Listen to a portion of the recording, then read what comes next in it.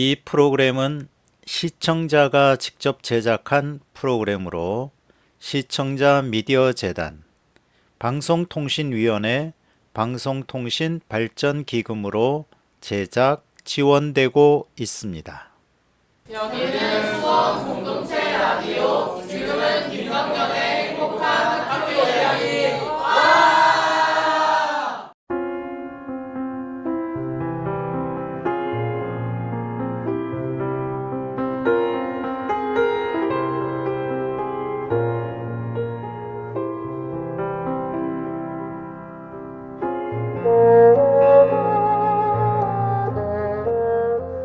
네가 본 건 먹구름, 그걸 하늘로 알고 일생을 살아갔다.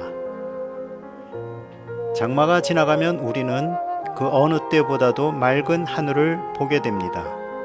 장마 기간에는 먹구름 그걸 하늘로 알고 지낸 거죠. 김동현의 행복한 학교 이야기 지금 시작합니다. 안녕하세요. 행복지기 김동현입니다. 신동엽 시인은 누가 하늘을 보았다 하는가 라는 시에서 이렇게 말합니다. 닦아라 사람들아 내 마음속 구름, 찢어라 사람들아 내 머리 덮은 쇠 항아리. 장마 지나면 본격적인 여름이 찾아오겠죠. 그 어느 때보다도 뜨거운 태양이 장렬할 테고요. 그래도 내가 주체가 되어 닿고 찢었다면 뜨거운 태양도 반갑고 더운 여름도 즐거울 테죠. 여름방학이 가까워졌습니다. 조금이라도 쉼을 가져볼까요? 오늘 첫 곡은 걸스데이가 들려드립니다. 달링.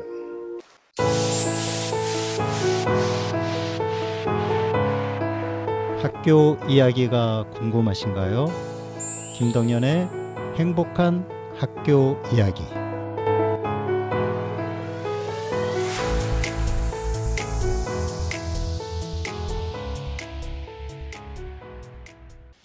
자, 1교시 시작해야죠.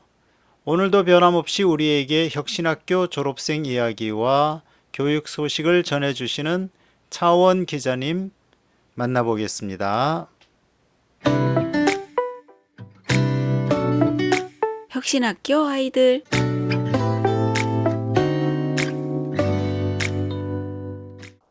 네, 안녕하세요. 차원 기자님. 네, 안녕하세요. 교육언론창 기자 최환입니다. 반갑습니다.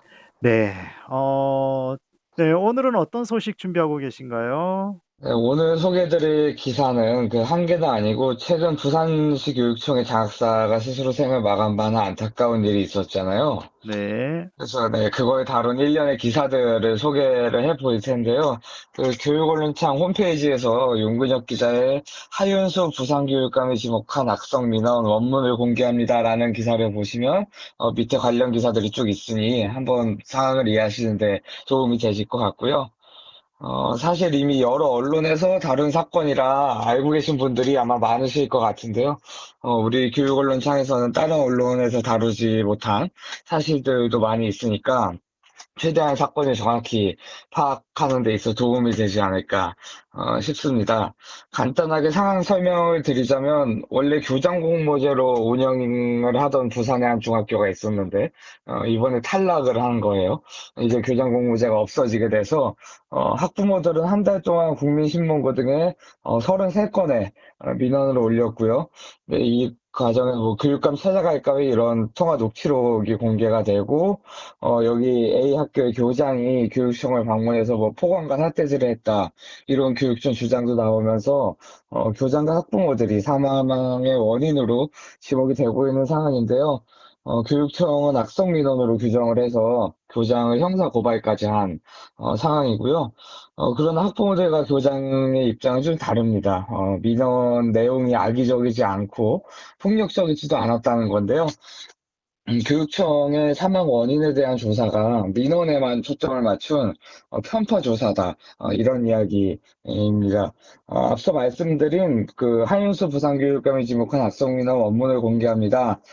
라는 기사를 보시면 여기에 나온 민원들은 실제로 악성 민원으로 보기에는 좀 무리가 있거든요. 읍소와 부탁의 내용이 대부분인 거를 확인을 할 수가 있는데요. 또 폭언이 없는 그냥 문의를 막 몇백 개 이렇게 문자 폭탄처럼 보내지 않은 이상, 악성민원이라고 부를 수는 없는 것이죠. 직접 한번 보시고, 판단을 해보셨으면 좋겠고요. 근데 어쨌든 소중한 생명이 한번 돌아가셨고, 누군가에게는 책임이 있는 일이겠죠. 그리고 우리가 이런 문제를 대하는 데 있어서 교장 공모제가 우리가 지지하는 제도고, 그것이 바른 제도고, 부산교육감이 우리가 지지하지 않는 보수교육감이라고 해서 무조건 그들을 비난하는 그런 진영 논리적인 태도는 저는 매우 옳지 못하고 나쁘다고 생각을 하는데요. 그 사안을 진영을 걷어내고 바로 볼 필요가 있는 것이죠. 만약에 교장이 폭언이나 삿대질을 한 게 맞다면 그건 분명 잘못된 거고요. 교장 공부제가 올바른 제도라고 해도요. 이번에 김영환 의원이 방송에서 보인 태도도 전 그렇게 좋게 보지는 않았거든요. 학부들이 만약에 폭언을 한 게 사실이라면 좀 답답했을 상황과 심정들은 또 기사에도 다 써 있긴 합니다만 그래도 바람직하진 않은 일이라고 보는데요. 근데 우리가 생각해 봐야 될 점이 과연 이들에게 가장 큰 책임이 있는 거냐, 과연 이게 전부냐를 볼 필요가 있다고 생각을 해요. 부산시 교육청의 문화도 한번 우리가 생각을 할 필요가 있는 거 아닌가 싶은데요. 저는 이 사건에 딱 맞는 예시를 사실 알고 있는데, 바로 제 얘기입니다. 가끔 인터뷰나 이런 기사를 쓰면요. 제목을 좀 바꿔달라, 뭐 아니면 내용을 좀 바꿔달라, 이렇게 기사가 나간 뒤에 저한테 연락이 올 때가 있어요. 그러면 제가 그 요구에 합당한 근거가 있다고 판단을 할 경우에, 혹은 제가 좀 거절하기 어려운 위치에 있을 경우에는 데스크한테 얘기를 합니다. 근데 만약에 얘기를 했을 때 데스크에서 저한테, 회사에서 저한테, 야, 너는 기자라는 놈이 뭐 이런 것도 혼자 쳐내지 못하고 이런 식으로 저를 혼내키면은 제가 얼마나 스트레스를 받겠어요, 양쪽에서. 뭐 혼자 모든 걸 감당해야 되는 상황이 되는 건데, 아직 그런 상황이 돼본 적이 없습니다만, 만약 그런 상황이라면, 저를 고용한 회사에, 더 큰 책임이 있다고 볼 수 있는 거겠죠. 그래서 부산시급청의 문화가 어떤지는 아직 명확히 알 수 없습니다만, 만약 장학사가 혼자 이런 민원을 감당해야 되는 방금 예시로 든 그런 것과 비슷한 상황이었다면, 이 죽음의 책임을 학부모와 교장에게만 돌리는 것은 무리가 아닐까 싶고요. 사실 저는 이번 사건 보면서 참 안타까웠던 게 우리나라에 이런 수직적인 문화가 있잖아요.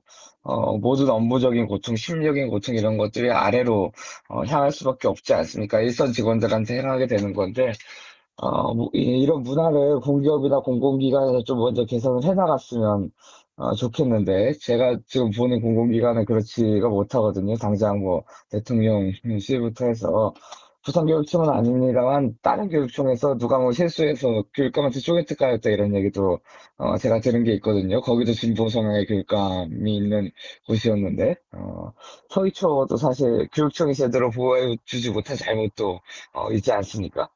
그래서 그리고 또 이번 사건에서도 지금 교장은 그 민원들이 부산시 교육청 교원 인사 과장이 보내라고 한 거다.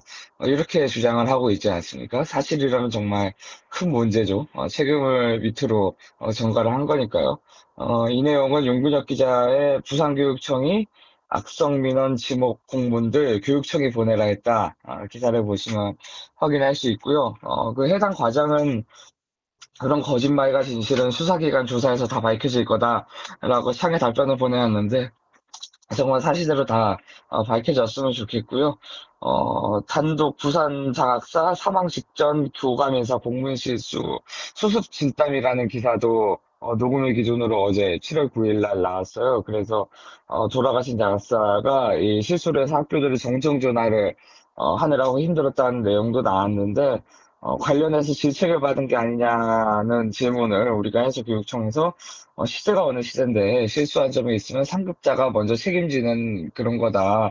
우리는 질타하지 않았다. 이렇게 반박을 했는데 이 내용도 사실이었으면 좋겠습니다. 조사를 해서 다 드러나야 될 부분이라고 보고요. 분명한 거는 지금처럼 이 민원의 모든 것에 초점을 맞추는 방식으로는 사건의 완전한 문제들이 다 드러나고 문제가 개선되기에는 좀 어려움이 있지 않나 이렇게 생각을 하고, 돌아가신 장학사님께 진심으로 애도를 표하고요. 책임이 명확하게 가려졌으면 좋겠고, 모든 고용주가 노동자들을 제대로 보호하는 세상이 오기를 간절히 바라면서 오늘 이야기는 마무리하겠습니다. 네. 오늘은 조금 요즘 시대가 그래서 그런가 계속해서 좀 우울한 소식이 올라오는데 우리 네. 혁신학교 졸업생 이야기는 안 나오는 건가요? 다음 주에 다시 만나보실 수 있을 예정이고요. 제가 인터뷰를 하나 했기 때문에요. 이번 이야기는, 가톨릭대학교 특수교육과에 다니고 있는 친구의 이야기인데, 정말 재밌는 이야기가 또, 준비가 되어 있으니까 기대하셔도 좋을 것 같습니다. 또 기대가 됩니다. 네. 네. 오늘은 어떤 곡을 또 추천해 주시나요? 오늘 선곡은 종현의 하루의 끝이라는 노래를 골랐고요. 각자 힘든 사정으로 세상을 떠나신 모든 분들의 명복을 비는 의미에서, 선곡해봤습니다. 네, 알겠습니다. 종현의 하루의 끝 들으시면서 오늘 차원 기자님이 보내주시는 소식 여기서 마무리하겠습니다. 수고하셨습니다. 네, 고맙습니다. 지금 여러분은 수원공동체 라디오 김덕년의 행복한 학교 이야기를 듣고 계십니다. Hello, здравствуйте, konnichiwa, 봉수. 大家好， Building bridges to a wider world. 여기는 다문화학교입니다. 다양한 문화에 대해 탐구하고 전파하는 수원 외고 동아리 시그널의 다문화 학교 지금 시작합니다. 오늘은 김승빈, 민지원 두 친구가 국가별 마케팅 전략이라는 주제로 중국과 프랑스의 마케팅 전략을 소개하네요. 안녕하세요. 더 넓은 세상을 향해 나아가는 저희는 다문화학교입니다. 요즘 세계화의 진행에 따라 상품의 판매에 있어서도 해외 시장은 떼놓을 수 없는 부분이죠. 해외에서의 마케팅은 그 나라에 어떻게 효과적으로 접근하였느냐에 따라 결과가 크게 나뉘는데요. 이러한 나라별 문화적 차이에 따른 마케팅 전략 궁금하지 않으신가요? 그래서 저희는 오늘 각 전공의 국가의 문화적 특징과 이에 따른 마케팅 전략에 대해 이야기 나눠보려고 합니다. 먼저 중국에 대해 알아볼까요? 중국은 온라인 소셜미디어와 오피니언 리더가 매우 강한 영향력을 가지고 있습니다. 현재 중국은 정부의 SNS 차단으로 중국만의 정보 공유 플랫폼을 사용하는데요. 지원 씨 혹시 알고 계신가요? 네. 한국에서 활동하는 중국인 아이돌들이 사용하는 걸 통해 알고 있었어요. 그렇군요. 이 플랫폼은 일반 네티즌들과 연예인뿐만 아니라 기업, 언론사 등도 계정을 개설하여 고객과 소통하고 정보를 전달하는 용도로 사용하고 있습니다. 따라서 이러한 소셜미디어의 엄청난 영향력으로 인해서 중국 소비자들에게는 온라인을 통한 마케팅이 중요시됩니다. 우리나라에서의 파워 블로거 같은 느낌이군요. 네, 비슷합니다. 중국에서 왕원과 같은 오피니언 리더들은 수많은 팬들을 보유하고 있는데요. 이들의 리뷰는 사람들의 구매에 크게 기여합니다. 또한 숫자 문화도 빼놓을 수 없는데요. 지원 씨 혹시 중국인들이 가장 좋아하는 숫자를 알고 계신가요? 중국인들이 가장 좋아하는 숫자는 8 아닌가요? 네, 맞아요. 중국인들이 8을 좋아한다는 건 많이 알고 계신 사실이죠? 그럼 혹시 그 이유에 대해서도 알고 계신가요? 사실 중국인들이 숫자 8을 좋아하는 이유는 8이 중국어로 빠라고 발음되는데 이는 돈을 벌다의 의미를 가진 파와 유사하기 때문입니다. 이런 점을 이용하여 우리나라의 기업도 중국 시장을 본격적으로 공략하기 위해 핸드폰 모델의 이름을 팔자가 2개씩 들어가게 이름을 지은 사례가 있습니다. 또한 중국 가면 컬러 마케팅을 빼놓을 수 없죠. 아시다시피 중국에서는 붉은색과 황금색이 가장 사랑받는 색깔인데요. 중국 국기인 오성 홍기를 떠올리시면 쉬울 겁니다. 이러한 컬러 마케팅 사례로는 우리나라의 과자 브랜드가 패키지를 붉은색으로 바꿔서 중국 시장에 출시한 일이 대표적입니다. 중국인이 선호하는 붉은색과 황금색이 브랜드와 연결된다면 중국 시장에서 유리하겠죠? 그 다음으로는 프랑스에 대해 알아보도록 하겠습니다. 프랑스는 세계적으로 유명한 럭셔리 브랜드를 활용하고 다양한 혁신적인 마케팅 전략을 사용하는데요. 이런 럭셔리 브랜드들은 그 브랜드의 정체성과 지위를 강조하는 마케팅을 주로 합니다. 그래서 이런 브랜드들의 광고를 보면 상품이 뚜렷하게 제시되어 있기보다 브랜드 명이나 이미지를 주로 보여주며 상품은 은근히 보여주는 형식이 많습니다. 그래서 그런지 유명 브랜드들의 광고를 보면 광고하는 상품이 뭔지 잘 모르겠더라고요. 맞아요. 브랜드 이미지 강조는 이러한 단점도 있어요. 그렇지만 이런 광고를 통해 소비자들은 이 상품을 구매함으로써 자신의 사회적 지위가 상승된다고 느끼며 성취감을 받습니다. 승빈 씨는 이런 명품 브랜드의 상품을 구매해 본 적이 있나요? 네, 그런 상품을 구매해 본 적이 있어요. 아, 그럼 그 상품을 구입했을 때 성취감이나 또 다른 느낌을 받았었나요? 저는 사회적 지위가 올라간다기보단 유명하고 럭셔리한 이미지를 가지고 있는 브랜드의 상품을 사용하고 있다는 점에서 기쁨을 느꼈어요. 승빈 씨의 경험과 같이 럭셔리 브랜드 자체의 이미지를 강조하여 광고하면 소비자의 성취감을 자극해 이런 효과를 볼 수 있습니다. 두 번째로는 브랜드 스토리텔링인데요. 한 럭셔리 브랜드의 창시자인 인물은 과거 여성의 불편한 복장에서 벗어나기 위한 노력의 결과물, 그녀의 일생을 알려 마케팅을 했습니다. 브랜드의 이야기를 입혀 소비자들에게 전달함으로써 소비자의 관심과 흥미를 자연스럽게 유도하고 소비자의 기억에 보다 오래 남게 할 수 있습니다. 이런 스토리텔링 마케팅은 소비자들에게 그 브랜드의 차별화 요소를 전달하고 브랜드 이미지를 형성할 수 있습니다. 소비자 입장에서 스토리텔링 마케팅 제품에 관심이 갈 수밖에 없을 것 같네요. 그렇다면 프랑스의 또 다른 마케팅 전략이 있을까요? 네, 그리고 프랑스에선 디지털 마케팅 전략 또한 중요합니다. 요새 프랑스의 디지털 마케팅 시장 규모가 크게 늘어나고 있어요. 따라서 프랑스에서는 설문조사, 경품 퀴즈 등을 이용하는 경우가 많습니다. 또한 이커머스를 소개하면 좋은데요. 승빈 씨, 이커머스라는 단어에 대해 알고 계신가요? 네, 아마 전자상거래를 뜻하는 단어 아닌가요? 네, 맞아요. 이커머스란 일렉트릭 커머스의 약자로 전자수단으로 이루어지는 모든 거래를 말합니다. 이러한 이커머스가 요새 프랑스에서 크게 성장하고 있고 특히 SNS를 통해 구매할 수 있는 방식이 유행하고 있다고 합니다. 네, 이렇게 나라별 차이에 따라서 마케팅이 크게 달라지는 점 느껴보셨나요? 오늘 이 주제를 청취하시면서 여러분이 마케팅 전략뿐만 아니라 각 나라의 문화 또한 알아가실 수 있었으면 좋겠습니다. 네, 저 또한 제작하면서 다양한 점을 알아갈 수 있어서 유익하고 중국에 대해 잘 몰랐어서 관련 내용이 신선하게 다가왔어요. 그럼 저희는 여기에서 마무리해 볼까요? 네, 지금까지 오늘의 다문화 학교 진행자 김승빈, 민지원이었습니다. 감사합니다. 이런 주제는 우리 방송에서 처음인 것 같네요. 중국은 소셜미디어나 숫자, 컬러 마케팅을 한다고 하고요. 프랑스는 브랜드를 중심으로 한 마케팅, 디지털 마케팅도 있다고 하네요. 학교와 영화.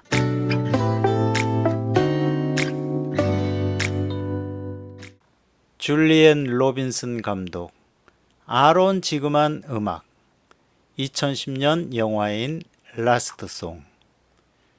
17세의 반항적인 뉴욕 소녀 베로니카 로니 밀러. 3년 전 아빠 스티브와 엄마 킴이 이혼을 하고 아빠가 조지아주로 떠났죠. 그 이후 아빠와는 더 이상 아무런 연락도 하지 않습니다. 로니는 음악에 재능이 있는 자신에게 꾸준히 관심을 보여온 줄리어드 음대에도 진학하기를 거부합니다. 로니와 아빠와의 관계에 변화를 주기 위해 엄마는 로니와 로니의 어린 남동생 조나를 여름방학 동안 아빠에게 보내어 같이 시간을 보내게 합니다. OST 첫 곡은 에스키모조의 세팅 선 보내드립니다. 아빠 스티브는 자신이 어린 시절을 보냈던 조지아주의 작은 해변 마을 TV 아일랜드에 있습니다. 교회 스테인글라스 창 작업을 하면서 조용히 살고 있죠. 조용한 이 마을에 도착한 로니는 처음에는 아빠를 포함하여 모든 사람에게 적대감을 보입니다. 해변을 걷던 중 마을에 인기 있는 10대 소년 윌 블레이클리와 사랑에 빠지게 됩니다. 한편 로니와 아빠는 음악을 통해 서로의 관계를 회복해 갑니다. 이 영화는 니콜라스 스파크스의 소설을 각색하여 제작되었습니다. 영화 속에서 감정적인 여정과 가족 간의 유대를 다루고 있죠. 물론 로니와 윌의 우정과 사랑도 중심이 되기는 하지만 이 영화는 아빠와 딸의 관계 회복이 주가 됩니다. 영화 제목이 결말을 암시하는 복선이기도 하죠. 라스트 송, 마지막 노래. 두 번째 보내드리는 OST는 스티브의 테마입니다. 스티브 밀러 역은 미국 배우인 그레고리 벅 키니어가 맡았죠. OST 마지막 곡은 When I Look at You를 준비하고 있는데요. 로니로 열연한 마일리 사이러스가 직접 불렀습니다. 그는 가수이자 배우죠. 이 곡은 2010년 싱글로 발매되었고요. 뮤직비디오에 마일리 사이러스와 남자 주인공인 리암 햄스워스가 출연했습니다. 두 사람은 이 영화를 인연으로 정말 오랜 기간 연인 관계를 유지하며 약혼과 약혼 파기, 재약혼을 거쳐 결혼까지 성공하지만 짧은 결혼 생활 끝에 이혼하게 됩니다.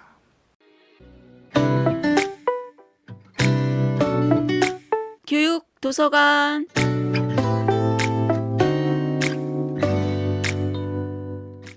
여기는 교육도서관입니다. 오늘 선택한 책은 제이 맥타이, 그리그 커티스 지음, 학교 이렇게 바꾼다입니다. 이 책을 처음 손에 들었을 때 엄청나게 빠르게 읽었습니다. 표지에 보면 학교 교육 재설계 프로세스라고 되어 있고요. 더구나 백워드의 대가인 제이 맥타이가 썼으니 말이죠. 이 책에서는 비전 설정부터 시작합니다. 교육과정, 평가 시스템, 수업, 그리고 통지 시스템까지 언급합니다. 부록에 제시된 자료도 참 좋았죠. 역량의 수행지표, 평가 원칙 예시를 들었으니 말이죠. 이 책에서도 그는 백워드 설계를 적용합니다. 그런데 저는 용자오가 쓴 서문도 너무나도 좋았어요.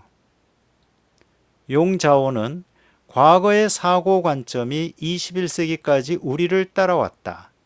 그것은 우리의 교육관을 형성하고 우리의 행동을 규정하는 집요한 힘으로 계속 작용하고 있다. 어릴 때 행복해야 부모가 되어서도 행복할 수 있다라고 말하죠. 즉 우리는 과거에 갇힌 죄수라는 거예요. 새로운 교육을 적용할 때 과거의 경험에서 출발한다는 사실을 인식시키는 글이었어요. 맥타이는 교육 혁신을 위해 설계 프로세스가 있어야 한다고 말합니다. 이 프로세스는 학교가 전략적인 움직임에 참여하도록 안내한다는 거죠. 비전에서 미션으로, 미션에서 구체적인 실천으로 옮겨갈 수 있도록 구체적인 실천 사례를 들어 제시하고 있습니다. 학생들이 미래를 주도적으로 창조할 수 있도록 준비시켜야 하는 게 교육이라는 점을 언급합니다.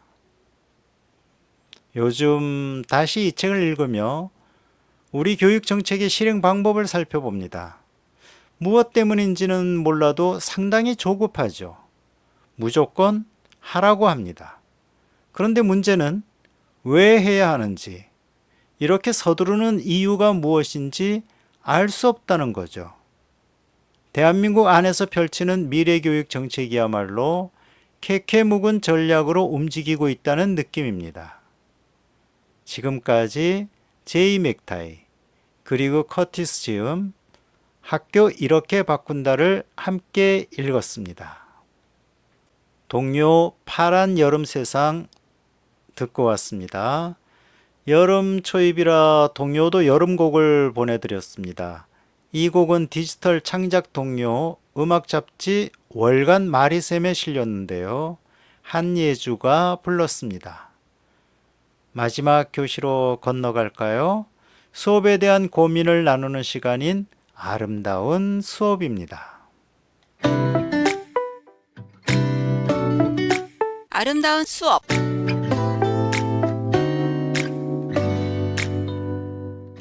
세상의 모든 수업은 아름답습니다. 행복학교 마지막 교시는 수업에 대한 생각을 나누어 봅니다. 수업 고민은 나누어야 합니다. 나눌수록 힘이 됩니다. 오늘 주제는 내 앞에 있는 아이를 보라는 뜻에 대해 살펴봅니다.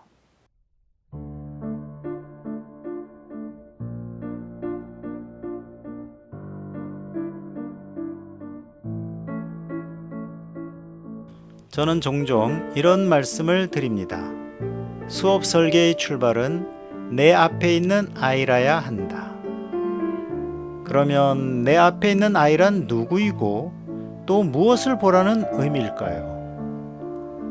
교사는 어디에 있든 티가 난다고 합니다. 늑수그레한 어르신들 모여있는 사이에서도 교직에 있던 분은 쉽게 드러난다는데요. 가장 큰 특징은 설명한다는 겁니다. 그것도 근무했던 학교에 따라 설명하는 방식이 다르고 사용하는 언어도 다르지만 설명하려고 한다는 특징은 같다고 하네요. 유치원과 초등학교 선생님들은 친근감 있는 말을 사용하고 중등학교에 근무하신 선생님들은 간결하면서 이해를 확인하는 방식을 주로 사용한답니다. 아울러 손짓을 많이 사용한다죠. 교사들의 대화에는 늘 상대방이 있습니다. 수업 시간은 더더욱 그렇죠. 학생을 대상으로 설명하죠. 그렇게 오랜 세월 동안 잘 이해할 수 있는 어투를 사용했으니 그게 어디 하루 이틀 만에 사라지겠어요? 오히려 DNA 속에 단단히 새겨졌을 거예요. 오랜 교직 생활을 하신 분만 이러는 건 아닙니다. 현재 교직 생활을 하는 우리 선생님들도 설명하면서 이해하기 쉬운 어투를 자기도 모르게 쌓아가고 있는 건지도 모르죠. 교실에 있는 학생 전체를 대상으로 매일 특유의 어투를 만들어가고 있는 중일 겁니다. 여기에 우리 또 하나의 특성을 쌓아볼까요? 내 앞에 있는 아이에 주목하라는 말은 바로 그 아이가 보내는 신호를 알아채는 일입니다. 감각의 더듬이로 아이의 학습 상태, 요동치는 감정을 읽고 이를 긍정적인 변화로 만들어내는 놀라운 재능을 쌓아가는 거죠. 선생님, 저는 원래 못해요. 1학년 때 저만 덧셈을 못했어요. 저는 잘하는 게 없어요. 아, 그래? 선생님도 1학년 때 덧셈 못했는데 나랑 똑같네. 가장 멋진 게 뭔 줄 알아? 어제는 못했는데 오늘은 하게 되었다는 거다. 아이들이 보내는 신호는 다양합니다. 교사는 이 신호를 알아채고 새로운 삶으로 나아갈 수 있도록 변환시켜야 합니다. 설명을 잘하는 것과 함께 아이의 신호를 알아채고 긍정적으로 바꾸는 일을 특성으로 쌓아가는 것. 그것이 바로 내 앞에 있는 아이를 보라는 의미입니다. 어려운 시대입니다. 그래도 교사가 가장 크게 보람을 느끼는 것은 학생의 성장을 지켜보는 일일 겁니다.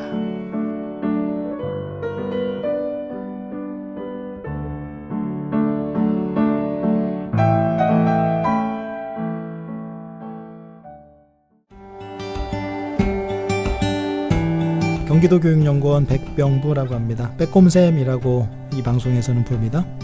저는 깨비쌤이고요. 선행초등학교 교장 정혜순입니다. 안녕하세요. 학부모이자 수원 공동체 라디오 DJ 박은영입니다. 학교 선생님과 교육 전문가, 학부모가 만나 교육과 배움을 이야기하는 교육공감, 많은 청취 부탁드립니다.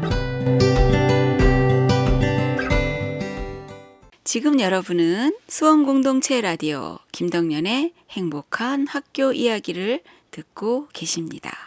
오프닝에서 읽은 시에 닦아라 사람들아, 찢어라 사람들아, 이런 구절이 있었죠. 누가 해주는 게 아니라 우리 스스로 행동으로 옮길 때 변화는 온다는 거죠. 그런 의미에서 교육도서관에서 함께 살펴본 학교를 변화시키는 방법으로 제시한 프로세스. 결국은 이 과정으로 변화를 만들어가는 건 사람이죠. 한 사람 한 사람, 한 발 한 발 옮겨 디딜 때 세상은 분명 달라집니다. 오늘 행복학교는 여기까지입니다. 여기는 수원 공동체 라디오, 저는 행복지기 김덕연입니다. 차오 벨라 차오. 스윙글 싱어즈 목소리로 마지막 인사드립니다. 한 주 잘 지내시고 우리 다음 주에 또 만나요.